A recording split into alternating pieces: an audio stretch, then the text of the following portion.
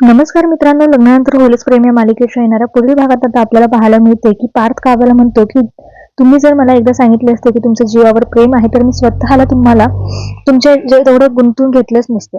खरं तर पार्थ आता स्वतःला काव्य आणि जीवाच्या प्रेमाचा गुन्हेगार समजू लागतो.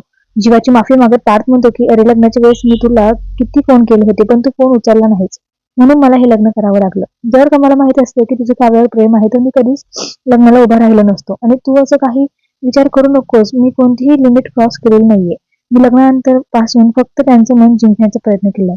तर काव्य हे पार्थला स्पष्टपणे सांगते की जेव्हा माझा भूतकाळ होता आणि तुम्ही माझं भविष्य आहात, आमचे जरी एकमेकांवर कितीही प्रेम असले तरी आम्ही सुद्धा लिमिट क्रॉस केली नाहीये. तर मित्रांनो, सगळ्या काही गोष्टी क्लिअर झालेल्या असतात तर परिस्थिती अशी निर्माण झाली होती की यांना लग्न करावं लागलं, म्हणून सगळे ते आता एक्सेप्ट करतात. ते सगळेच मिळून नंदिनीची समजून काढतात. त्यानंतर आता पार्थ काव्य पुन्हा एकत्र येतात तर या क्षणी आपल्याला मिथुन काकांची एंट्री होताना दिसणार आहे. आणि मोठ्याने बोलणाऱ्या रम्याचा तो एका शब्दाचा माज उतरवतो. मिथुन काका म्हणतो की या सगळ्याला तुम्ही जबाबदार आहात.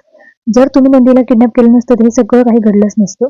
त्यानंतर मात्र विक्रम आणि मालिनी वसुंधराची जी आहे ती चांगली जे आहे ते नांगी खेचतात आणि खरे गुन्हेगार कोण आहे ते सगळ्यांना कळतं.